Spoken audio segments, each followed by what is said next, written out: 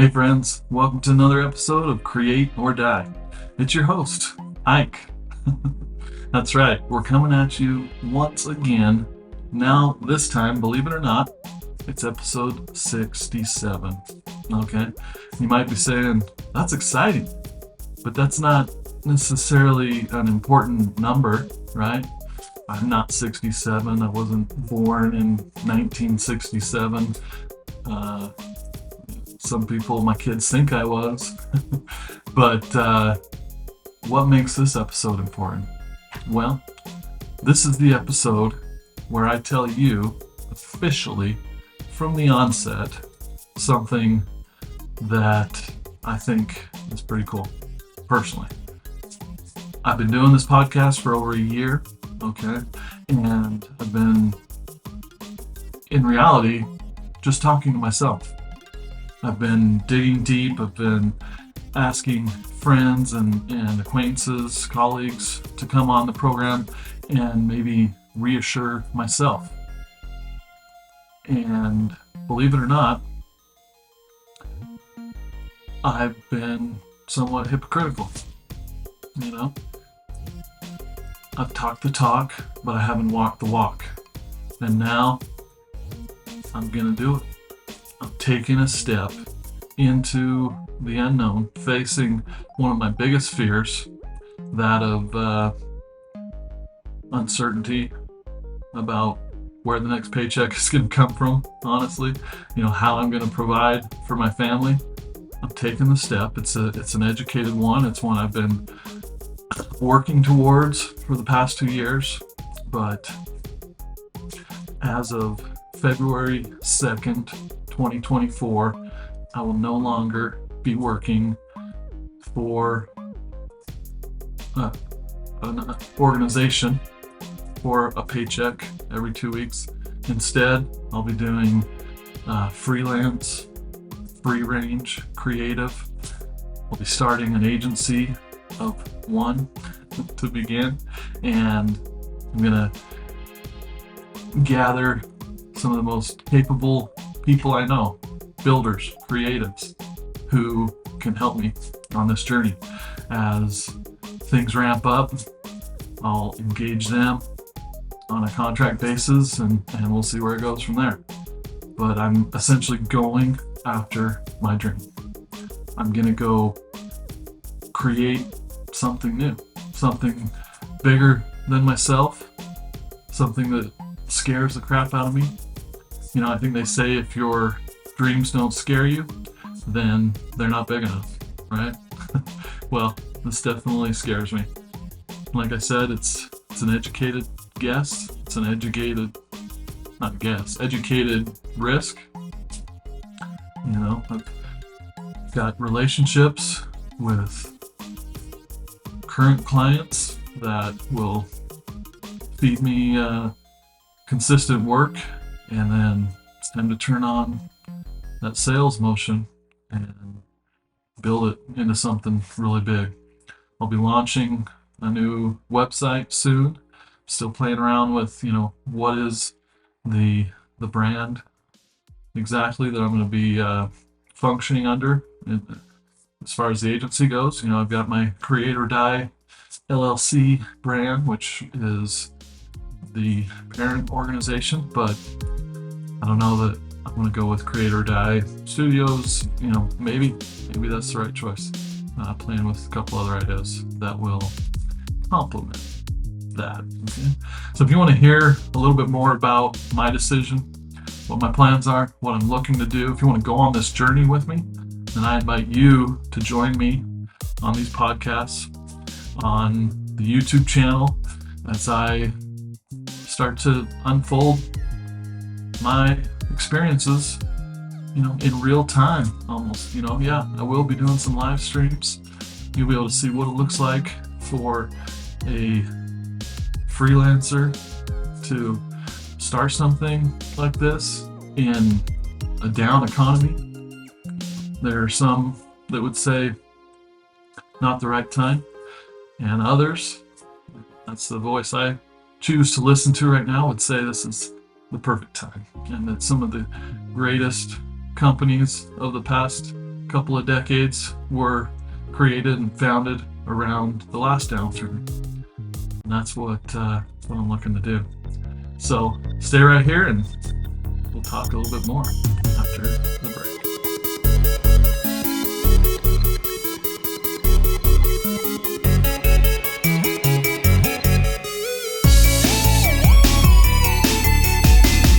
That's right, friends. It's Ike. I'm back. And like I said, I'm taking the leap. I'm finally going to listen to my own advice, to the advice of others that I know that have seen do big things, others that I don't know, that I've been admiring from the sidelines. One of those voices is Alex Hormozi.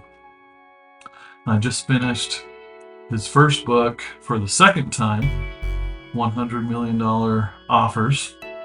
And in between those, I listened to his second book, 100 million deals. And I think I've included those, talked about those in the past. I'll drop some links, some affiliate links in the description, so check those out. But I'm following him on all the different socials. TikTok is one of my favorite platforms currently because it seems to just randomly serve up the right thing, the thing I need to hear again and again. And recently, probably the past week or two, let's say the past week, I heard this one from Alex about entrepreneurship and what he feels is the hardest thing.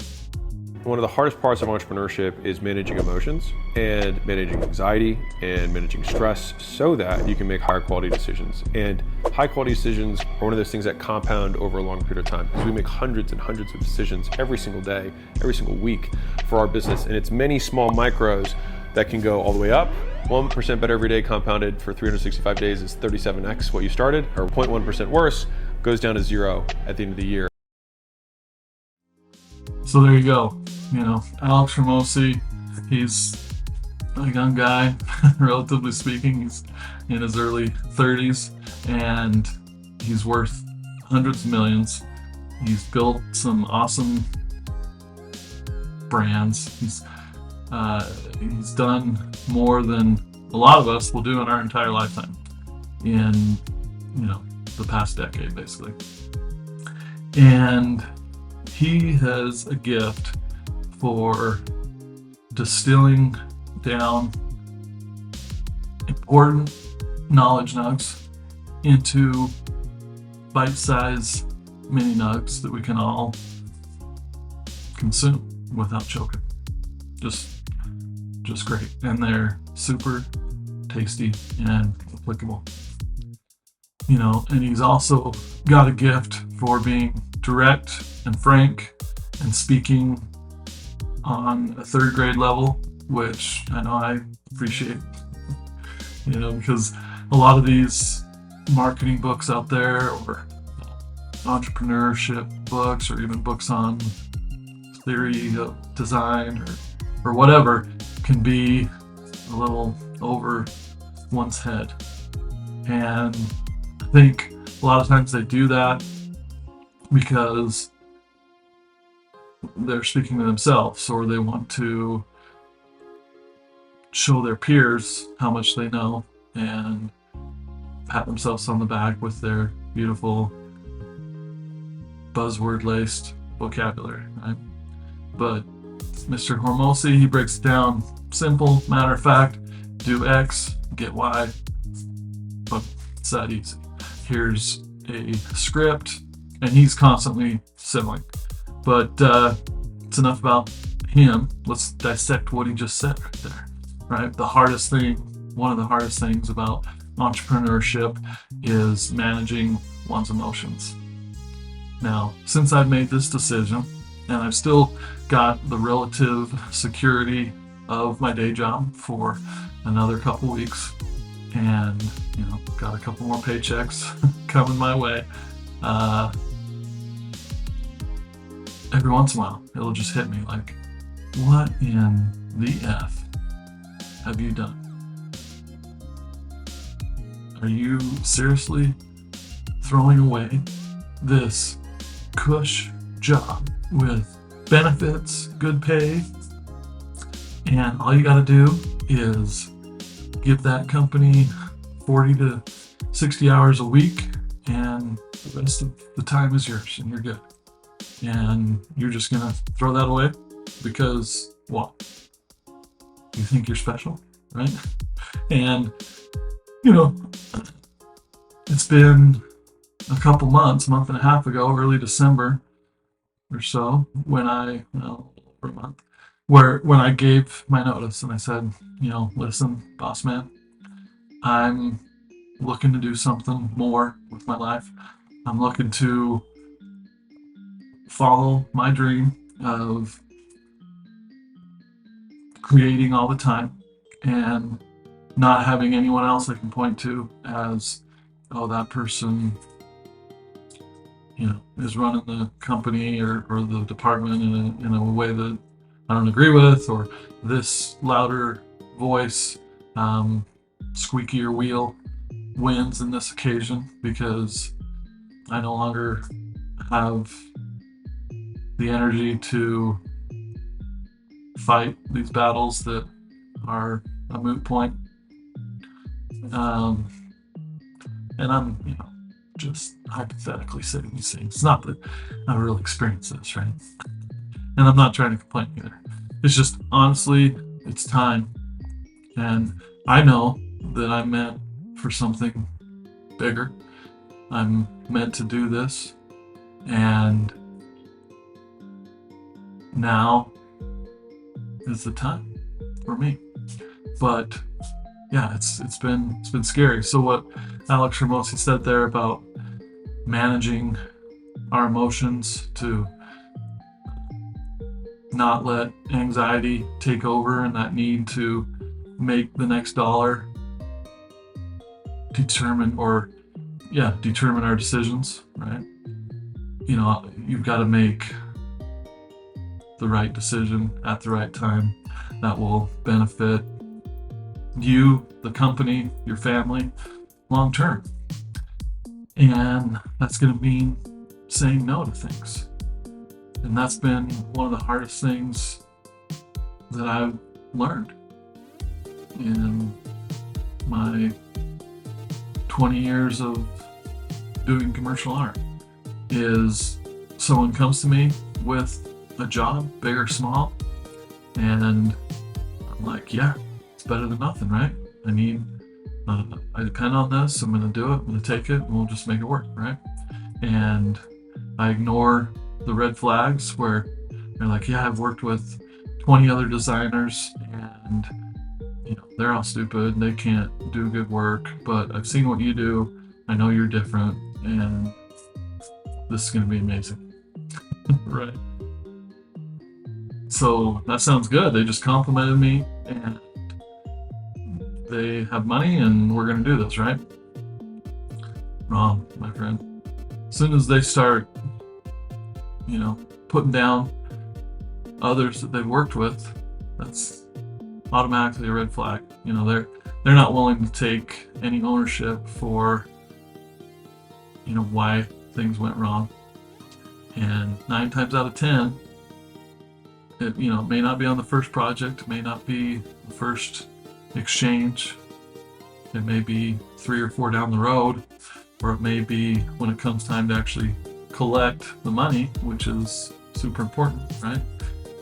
That you find out just how hard they are to work with. And by that point, it's too late. You've burned some serious bridges, potentially, with other people, with other companies. You've had to say no because, yeah, I'm finishing up this other project, when, you make those right decisions initially, and you're going to be a lot happier. Right? You might say, Ike, it seems like you've lost your train of thought. What's going on here? Well, I'm making the mistake of looking at myself on the monitor and trying to get myself in the best lighting so that the shot will be as good as possible. And I love this lens, but when the background isn't far enough away and I have to sit back quite a distance from the lens so I'm not right up in your face, those of you who are watching this, then I don't get that level of bokeh that I would like to have. So yeah, we're figuring it out. I really need like a 9mm lens instead of a 25mm, which on a 3/4 sensor camera is actually like a 50mm.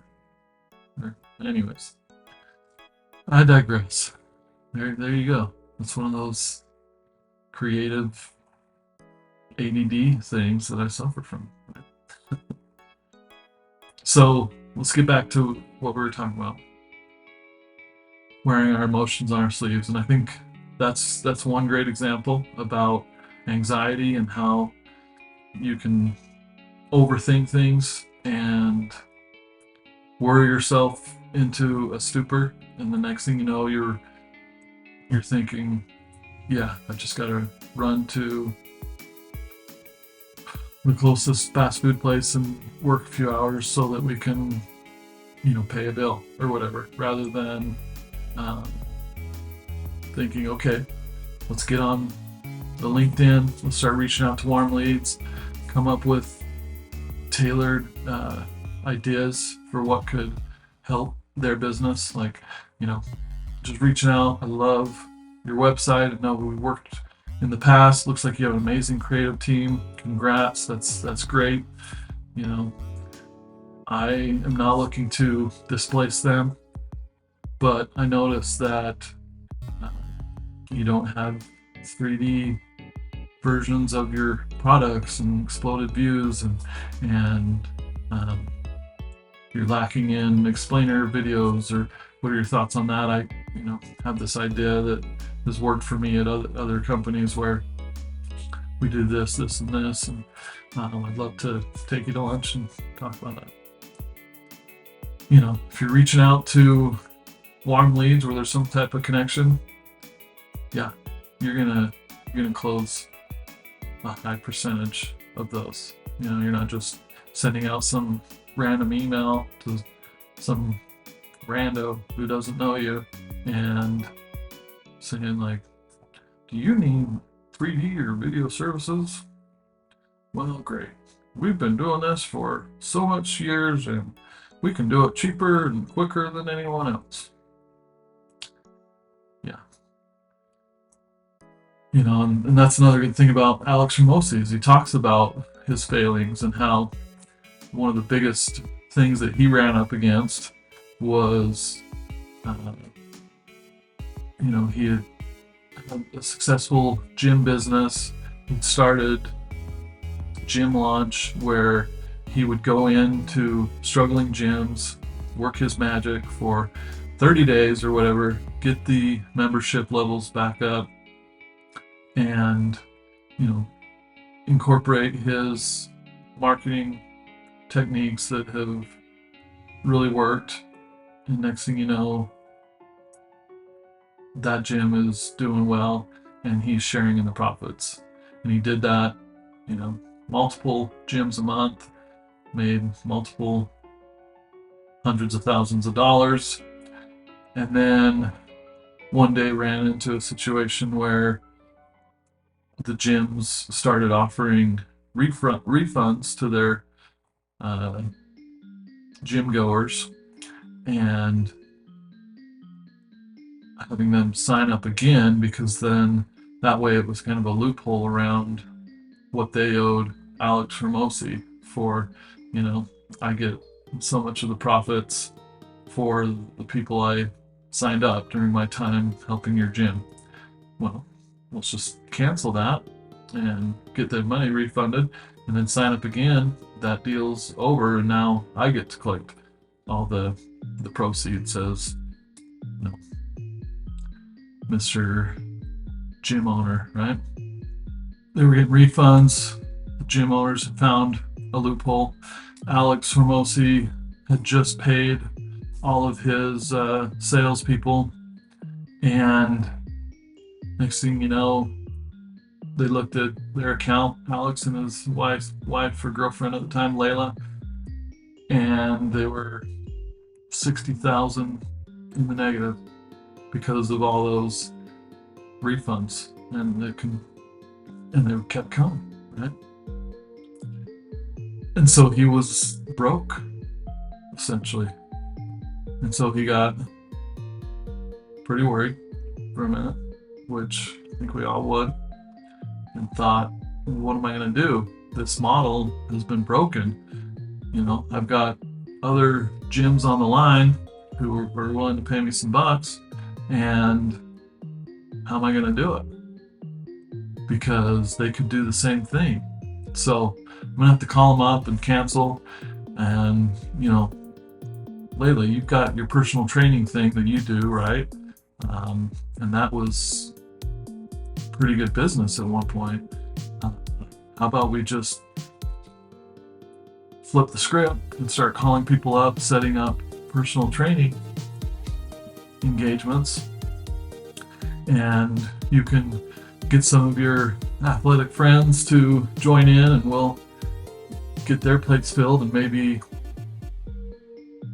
in a couple months, weeks, if we're lucky, we'll be able to dig ourselves out of this hole and be back at square one. Now, I'm paraphrasing and probably not doing it justice. Surprise, surprise. So she started doing that. She was collecting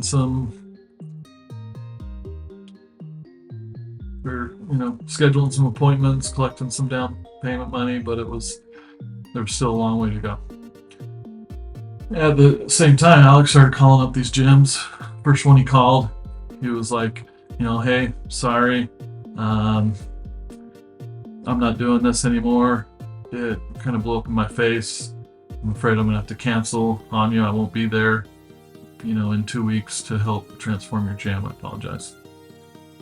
And to his surprise, the gym owner was like, what? I need this. This is my life. This was my one last ditch effort. I need your help. Please, I'll do anything.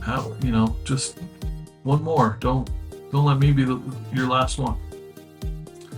And Alex, having just been burned, was like, yeah, sorry, I've got to take care of myself. I can't put myself at that kind of risk again. I apologize. And then the guy was like, well, can you just tell me what you did? And I'll even, pay for it. Tell me what you did, and I'll do it myself. I just need some kind of help. I'm at my wit's end. And Alex thought to himself, what? This is my secret sauce. I'm not just going to give it away to somebody. Yeah, no, sorry. And then I don't remember if there was another back and forth again or whatever, but he then gave him the, I know he'll say no price of like $6,000. Okay, I'll create a write-up. I'll get it to you Monday morning. This was Friday or Saturday or something. And if you'll pay me $6,000, I'll give that to you. And to his surprise, the guy was like, okay, done. And a light went off in Alex's head, like, oh my gosh, that's amazing. I don't have to go out there and physically be there and sleep on the floor and dig super deep and make this happen. I'm able to just sell my tried and true process, and this guy was happy to pay it. So he's like, okay, I've got like 10 more of these on the list. Maybe they'll want to do that as well. So same script, went and called each one of them and was like, hey, I'm not doing this anymore. Apologize, I'm not gonna be able to come out. We're going a different direction. But if you're interested in my playbook, that, you know, tried and true, guaranteed exact steps of what you need to do. I'll get that to you Monday morning. And this time, he said, and it'll cost you $8,000. So $2,000 more than the previous. And to his surprise, the next one was like, yep. Until he was up to like $10,000 or $12,000 each selling this. And he was still doing the same amount of work. It was just maybe one more email to hit send on. And he was collecting this money up front. So like in a couple of days, he had the money come in to pay off that bill. So what does that tell me? What does that tell you? You gotta learn how to sell, my friend. Now, you know, I don't want to pat myself on the back too hard, but I've done some selling in my day. You know, I've done a good job at it, and I've done a bad job at it. And I've learned a thing or two. I've been out of practice, per se, for a while, but, you know, this isn't a show about how to sell or whatever, but really, and Alex Hormozi makes a great point of this, really it's not about convincing someone to buy something that they don't need. It's just about giving them the information so that they can make the best, most educated decision possible for themselves. And if you do that right, you're gonna create an offer, $100 million offer, which is Alex's first book, that they would feel dumb saying no to. Because here you've just described, like, look, it's a win-win. There might even be a guarantee or two in there, and it's tried and true. So go get you some of that, right? Now, that's easier said than done, and I wouldn't be sitting here and telling you to go do this just off of Alex's advice and, you know, theoretical thing, because yeah, he's telling us that he's done that and he's succeeded and X, Y, and Z. But I can tell you that I've done it myself, you know, and I've learned a lot of ways to do it even better from the likes of Alex Hormozi and Chris Doe, who has done it in our industry of design. And if you listen to Chris's stuff, you'll see that he's a big Alex Hormozi fan, and his book and you know, ideas have taken his stuff to a whole nother level. You know, gone from charging $37 an hour to making, you know, $3 million a year or whatever it is. So it's pretty impressive. And back to the part where I told you I did it, I've done it, I do it myself. I'm just wiggling the mouse so that I don't lose my monitor and potentially the recording. But it's these warm leads, you know, and this is something that I have that I didn't have 20 years ago when I tried to do freelance, my own agency of one. Is I had not only no idea what I was doing, but second, I didn't have a network.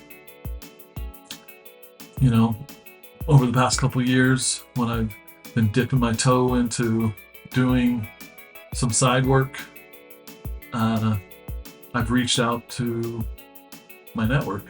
You know, just one carefully crafted, how do you do kind of message through LinkedIn, where it was essentially like, you know, oh man, I'm sorry to see that you've left the company we're both currently working at. Or I can see you just had a job change. Congratulations, that's awesome. You know, I miss working with you. I had a good experience.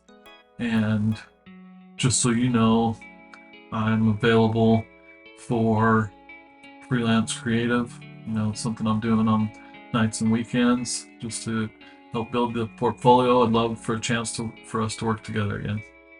Cheers. And let's say I sent out 10 of those messages over a couple of days, and I'd say 80% of those got a response within 24 hours, and 50-60% of those, of the total, the original 100%, 10 that I sent out, so we're talking 5 or 6, said, yeah, let's do something. I actually have something coming up. And in a couple of cases, it turned out to be something that materialized within a week or two. Others, it took a month or 2 or 6 months, even in a couple of cases, to where we actually did something together. A couple of those cases, it was like, yeah, let's get together, let's reach out after this point and let's find a time. Didn't happen. But out of 10, I'm saying 3 of those turned into actual projects that averaged $4 or $5 grand, and so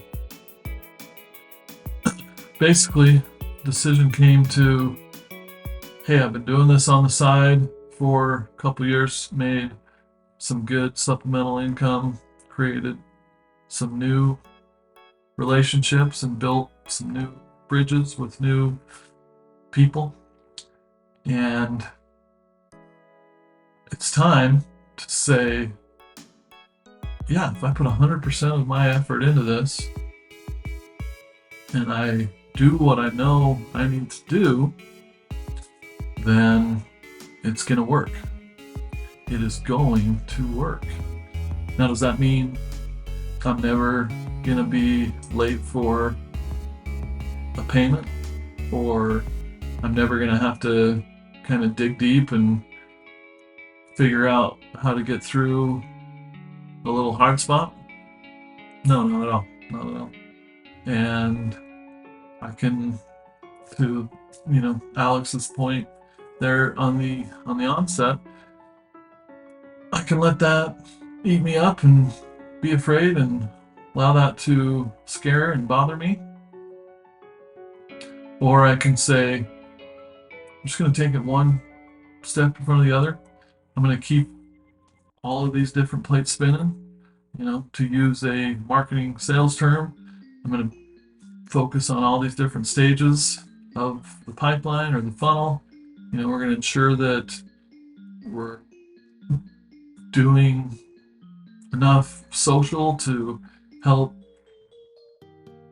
reach kind of the top of funnel people. We're going to do some more catered outreach to some of this kind of stage 5 through 3 or middle of the funnel. And then, bottom of the funnel, closing stuff, and be like, hey, let me come in, show you what I can do. Let's do a test project, guaranteed that you'll be happy with the results. And if not, you don't have to pay me, or we'll continue to work at it until you are happy. Whatever the right magic and offer is. So, friends, if that excites you, and if you're like, yeah, I can see that working, or I'd like to see if this big goofy guy can actually do what he's saying he's going to do, either way, it's going to be some good quality entertainment. And it's going to be coming at you from all the channels. You're going to get this long form podcast type of scenario where I'll talk about it with guests like this, with quasi guests where they're not actually here, but we're leveraging their learnings like today's episode with Alex, and so on and so forth. And then we're going to have the short form, kind of funny, self-deprecating stuff where it's like, well, that didn't work, or we're going to try this, let's see what happens, type of thing. Now, I'm excited, and I know I'm going to learn a lot. You know, I'm going to look back 6 months from now, a year from now, 2 years from now, and I guarantee you that I'm going to say, this is one of the best things I ever did. Now, is that going to be because I'm going to be looking back on a year where I made $1 million? Maybe. Could also be that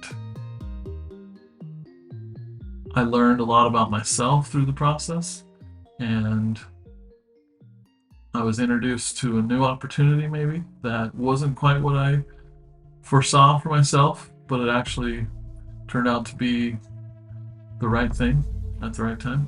And I'm looking back and saying, if I hadn't have taken that jump, then that opportunity wouldn't have materialized. Could be that. You never know. Or it could be we just had 360 bad days, which equates into 360 good stories. You know, and then we'll find a way to take those lemons and make lemonade. So, until next time, my friends, keep on creating. Create or die.